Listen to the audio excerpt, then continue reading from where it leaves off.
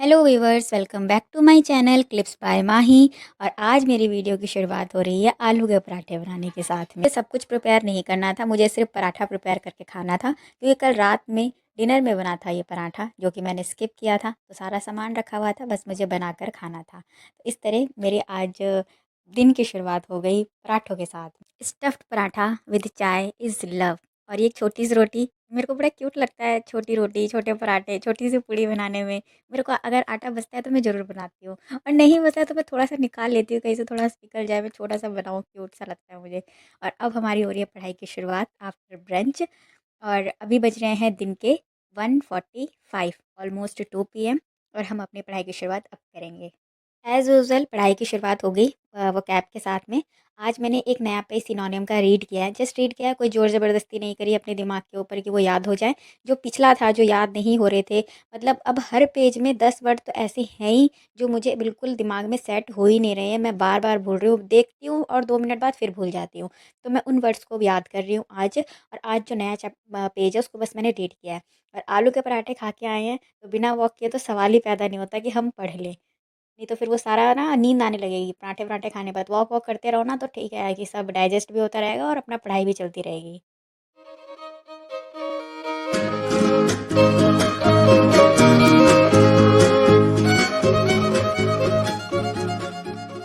English में मैं आज पढ़ रही हूँ वॉइस। कल भी मैंने वॉइस पढ़ा था। कल भी मैं वॉइस ही पढ़ूँगी, क्योंकि वॉइस के जो मेरे नोट्स हैं वो बहुत लेंदी हैं। उसमें सर ने टेंस के जो रूल्स होते हैं उसको लिखवाने के बाद, जो बेसिक रूल होते हैं वॉइस के, उसके बाद मिसलेनियस के 10 से 12 को रूल लिखवाए। उसके बाद फिर उन्होंने इम्पेरेटिव के had to, has to, have to वाले क्वेश्चंस, फिर और जैसे टू प्लस वर्ग की फर्स्ट फॉर्म के साथ कैसे उसका पैसिव होता है, ये जो होते हैं इसको भी करवाया है। तो मेरे जो वॉइस के नोट्स हैं वो बहुत ज़्यादा लेंदी है। बट मैम के जो वॉइस के जो नोट्स हैं वो 3 पेजेस में ख़त्म हो जाते हैं। तो मैंने आज मैम की बुक से वॉइस पढ़ा एंड देन क्वेश्चन अप्लाई किए। और आज मेरे क्वेश्चन इतने गलत भी नहीं हुए जितने कल हुए थे।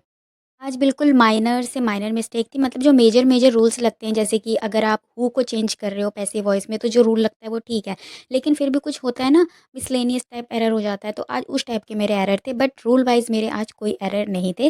मेरे सिर्फ आज 5 से 6 क्वेश्चन गलत हुए थे। मैंने आज 10 number question to 65 number question लगाए, बट उसमें से मेरे 5 से 6 क्वेश्चन गलत हुए हैं।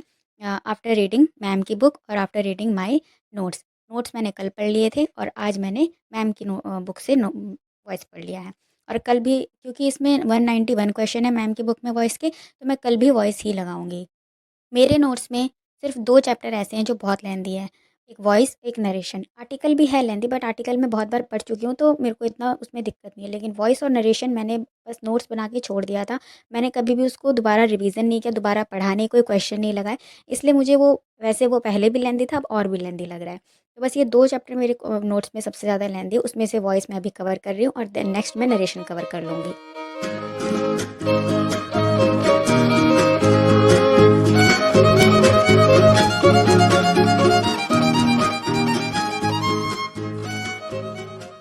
After English I started history.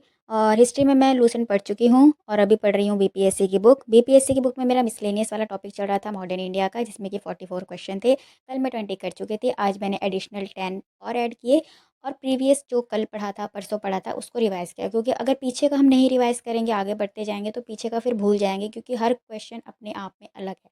तो फिर, और उसमें हर जगह लीडर्स भी अलग-अलग तरीके के, तो इसलिए मैं पीछे का रिवाइज़ करते हुए चलती हूँ। और आगे आज मैंने ज़्यादा नहीं, सिर्फ 10 क्वेश्चन पढ़े। वैसे तो आज मुझे पूरा कंप्लीट कर लेना था मिसलेनियस वाला पार्ट, बट मैंने आज सिर्फ 10 क्वेश्चन करे। अभी रिमेनिंग है उस टॉपिक में बहुत सारे क्वेश्चंस। लूसेंट में भी आज मैंने कुछ नया स्टार्ट नहीं किया था, क्योंकि 17 नंबर और 18 नंबर जो टॉपिक है, वो जहाँ से मॉडर्न इंडिया स्टार्ट हो रहा है 70s 80s वाला टाइप है, और 19 नंबर से शुरू हो जा रहा है 1857 का रिवॉल्ट। तो मैं चाहती हूँ कि 1857 के रिवॉल्ट से पहले जो पीछे के सोशल रिलीजियस मूवमेंट है, ट्राइबल मूवमेंट, पीजेंट मूवमेंट्स, और किस तरीके से बंगाल में लीडर्स थे, फाउंडर्स थे, वो सब मुझे अच्छे से याद हो जाएँ। तो बंगाल, जैसे कि पंजाब, बंगाल, मद्रास, मैसूर, ये सब के जो फाउंडर्स थे और इनका कब-कब वो हुआ, एनेक्सेशन हुआ, ये सब तो मैं पढ़ चुकी हूँ। लेकिन अभी मेरा जो ज़्यादा ध्यान है वो है टेबल्स के ऊपर, जैसे कि पीजेंट, ट्राइबल और social religious and lower caste movement के ऊपर। तो लूसेंट में मैंने आज सिर्फ उतना ही पढ़ा।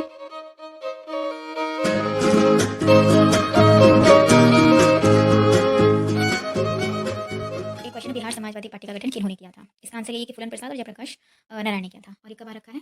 11th 12th 26/8/2023 को, ठीक है। मतलब हमारा एग्जाम 11th 12th वाला पीजीटी वाला पेज नंबर 166 और ये पेज नंबर 167, ठीक है। और ये देखो पेज नंबर 144, देखो पेज नंबर 144 और इन्होंने वही सेम क्वेश्चन है, क्या हुआ है, बी नंबर ऑप्शन है, इसका भी बी नंबर ऑप्शन है। ये देखो ये कब पूछ रखा है, 2021 में बीपीएससी में, और हमारे में कब आया है, 2023। एक चीज़ और दिखानी है आप लोगों को, ये क्वेश्चन है ये वाला, देखो संथाल, बिरसा मुंडा, ताना भगत, ये वही टेबल है जो मैं इतने दिनों से याद कर रही हूँ, ठीक है। ये क्वेश्चन ये अभी आया, अभी मैंने जो कल टॉपिक शुरू किया था ये उसमें आया विविध वाले में, इसमें सबसे ज़्यादा क्वेश्चन है 44। ये देखो ट्राइबल मूवमेंट मतलब ट्राइबल रिवॉल्ट्स, लूसेंट की बुक है ये लूसेंट की बुक है, ये कोई बहुत ऐसा न्यू वाला नहीं है, इसको भी लिए हुए 3-4 साल हो चुके हैं। रिवॉल्ट है ये देखो, संथाल्स 1855, कच्चा नागस, संबुदांस, मुंडा गुलान, बिरसा मुंडा 1899 में, उसके बाद ताना भगत, जात्रा भगत 1914 में, है ना इस टेबल में। इसीलिए मैं इस टेबल को इतना याद कर रही हूँ क्योंकि मुझे अब, और ना सबसे बड़ी बात की मैंने ना इस टेबल से रिलेटेड कोई क्वेश्चन अभी तक नहीं देखा था इस बुक में, लेकिन अभी संथाल और बिरसा मुंडा एक ऐसे जो कॉमन है, हर टाइम पे आता है, बट ताना भगत ये सब मैंने अभी तक नहीं देखा था। बट क्योंकि मैं उस टेबल को याद कर रही हूँ लूसेंट से, तो मेरे को यहाँ पे हिट किया कि वाला क्वेश्चन मतलब ये वाली टेबल में लर्न कर रही हूँ। तो अब क्या होगा, जब मैं इसको इतने दिनों से याद कर रही हूँ, अब जो मुझे याद नहीं हो रहा है ना, ये जो मुझे याद नहीं हो रहा है लाइन से, अभी मुझे याद हो जाएंगे क्योंकि इसके 3 क्वेश्चन मिल गए। अब इसका याद होगा कि संथाल 1855 में कुछ भी वो नहीं भूलेगा, मुंडा गुलान 1899 नहीं भूलेगा, फिर उसी तरीके से चिंचू ताना भगत ये रिलीजियस रीजन थे ये नहीं भूलेगा। तो मतलब जब 3 बीच में से याद हो जाते हैं ना, तो उसके आगे पीछे वाले अपने आप याद हो जाते हैं। ये रीज़न होता है कि कोई क्वेश्चन मिल जाता है ना, तो थोड़ा इंसान रिलेट कर लेता है, फटाफट से याद होता है। अब मिल गया ना, अभी टेबल मुझे देखना जल्दी याद हो जाएगी, मतलब हो भी चुकी है, मैं इतने दिनों से कोशिश कर रही हूँ याद हो जाए। और ऐसे ना क्वेश्चन था, अभी मैंने एक बार और देखा था, एक क्वेश्चन था, पीवाईक्यू लिख दिया था यहाँ पे असेंबली में कि उनको गोली मारी थी ना इन्होंने रिवोल्यूशन में, तो assembly bomb case Bhagat Singh and Batukeshwar Dutta, ये वाला क्वेश्चन है बीपीएससी के पीवाईक्यू में। जब मैं क्वेश्चन देख रही थी पीजीटी वाले ही, पीजीटी या टीजीटी ऐसे कुछ जनरल पेपर देख रही थी, उसमें ये वाला क्वेश्चन था, तो जब मैंने इसमें देखा था मैंने इसमें पीवाईक्यू लिख दिया था, ये क्वेश्चन है। और भी हैं बहुत सारे, बट अभी मिलेंगे नहीं वो मुझे। और ये सब तो नॉर्मल है, जब मिलेंगे ना फिर मैं आपको दिखाऊंगी। अभी तो ये 3 मैंने आपको ऐसे एग्जांपल दी थी कि क्यों मैं हिस्ट्री के लिए इसको पढ़ रही हूँ।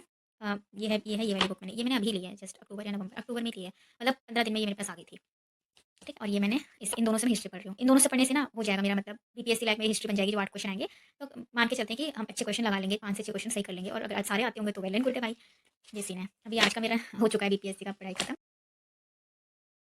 मैं लूसेंट की बुक से जो मैं पढ़ रही थी, टेबल्स पीजेंट मूवमेंट का, ट्राइबल मूवमेंट का, सोशो रिलीजियस मूवमेंट का, उसमें से मैंने ट्राइबल और सोशो रिलीजियस मूवमेंट को भी एक्टिव रिकॉलिंग करने की कोशिश की है, क्योंकि ऐसे लिखने से ना थोड़ा ब्रेन स्टॉर्मिंग अच्छी वाली हो जाती है कि हमें क्या याद है और क्या नहीं है। जैसे वो कैब तो डेली रिकॉल करना ही करना है, उसको मैं लिख के नहीं देख सकती क्योंकि एक पेज पे 40 वो कैब है।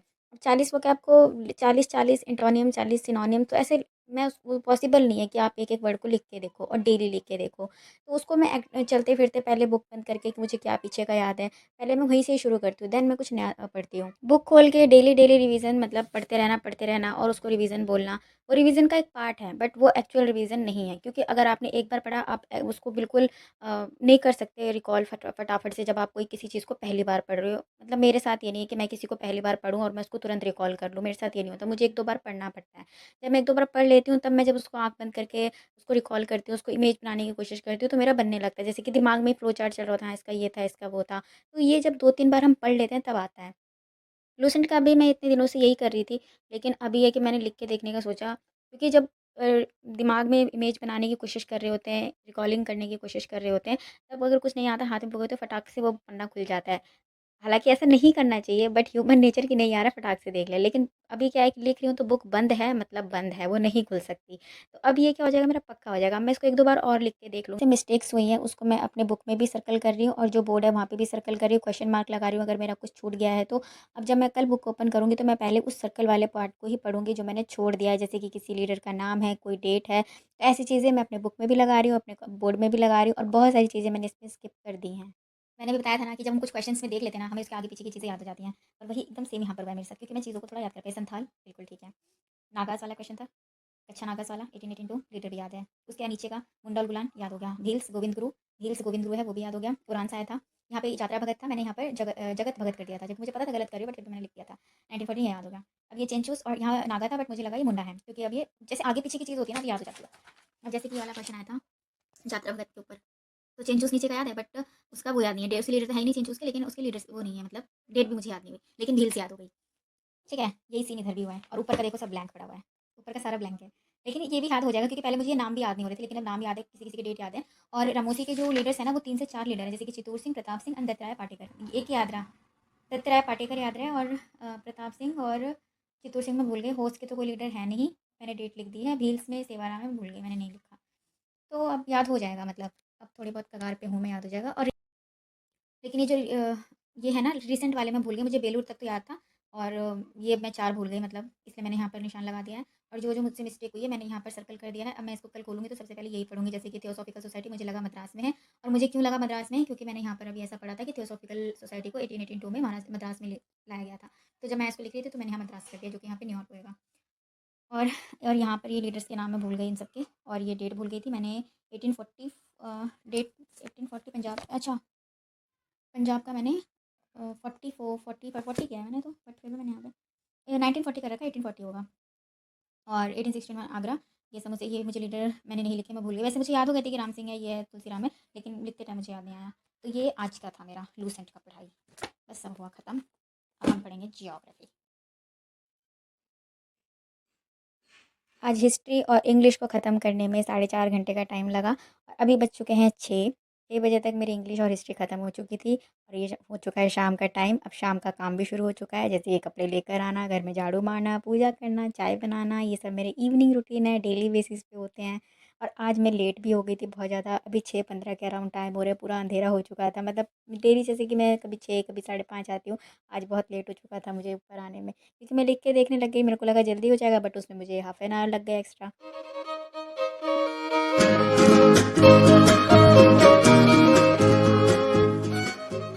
आफ्टर 7:30 ऑनवर्ड्स मैं आ गई दोबारा पढ़ने के लिए। अभी मैं ले रही हूँ करंट की क्लास, और करंट अफेयर्स को लिखते हुए ये मेरा तीसरा दिन है। अभी मेरा जनवरी मंथ चल रहा है, और मैं करंट अफेयर के लिए रवि जी के स्टडी को फॉलो कर रही हूँ।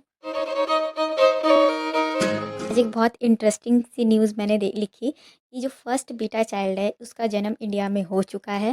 बीटा चाइल्ड वो बच्चे होंगे जो 2025 से लेकर 2039 तक, जिनमें जितने भी बच्चों का बर्थ होगा उन्हें बीटा चाइल्ड बोला जाएगा, और उसका जन्म मिज़ोरम में हो चुका है।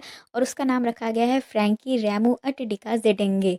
और 2025 जनवरी में उसका बर्थ हो चुका है। मैं तो सोच रही हूँ कितने एडवांस बच्चे होंगे, पहले अल्फ़ा, फिर जेनजी अल्फ़ा, और अब बीटा। दूसरी कैची न्यूज़ ये थी, 9 जनवरी 2025 सेलिब्रेटेड एज अ प्रवासी भारतीय दिवस। और ये क्यों मनाया जाता है, क्योंकि आज ही के दिन मतलब 9 जनवरी के दिन महात्मा गांधी साउथ अफ्रीका से वापस आए थे इंडिया में।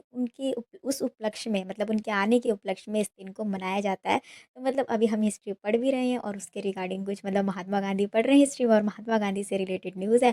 तो मतलब बड़ा कैची था। अब ना ये हमेशा के लिए याद हो जाएगा, कभी अगर एग्जाम में आ भी गया और कभी नहीं भी पढ़ा, इसको रिवाइज नहीं भी किया, तो याद रहेगा कि हाँ, साउथ अफ्रीका से गांधी जी वापस आए थे, इसलिए ये डे मनाया जाया था। एंड आफ्टर करंट अफेयर्स दिन का लास्ट सब्जेक्ट अभी मैं पढ़ रही हूँ ज्योग्राफी।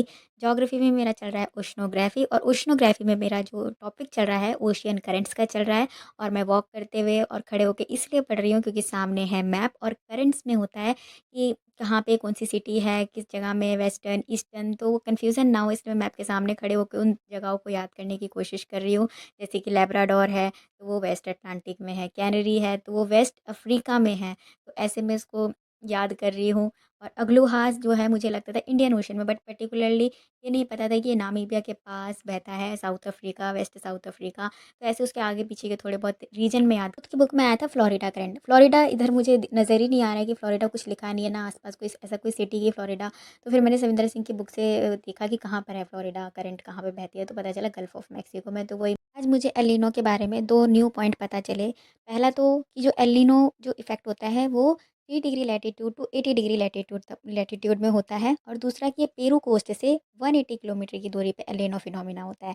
इससे पहले मुझे इतनी डिटेल में नहीं पता था, लेकिन यूथ के डिस्क्रिप्शन में बहुत अच्छे से उन्होंने डिफाइन मतलब सारी चीज़ों को डिस्क्राइब कर रखा था। मुझे इससे पहले एलिनो के बारे में ये पता था कि यहाँ पर बारिश हो जाती है पेरू कोस्ट के साइड में, और प्लैंकटन्स की कमी हो जाती है, और वहाँ पे मछलियों के लिए मतलब फिशरीज़ के लिए बिल्कुल भी वो सही नहीं है एलिनो। और बस हमारी हो गई पढ़ाई ख़त्म आज के लिए। ओशन करंट मेरा यूथ की बुक से ख़त्म हो चुका है। कल मेरा टाइट्स वाला चैप्टर शुरू हो जाएगा। और आज 7.5 आवर की स्टडी हो गई है 10 बजे से पहले 9:57 PM पे।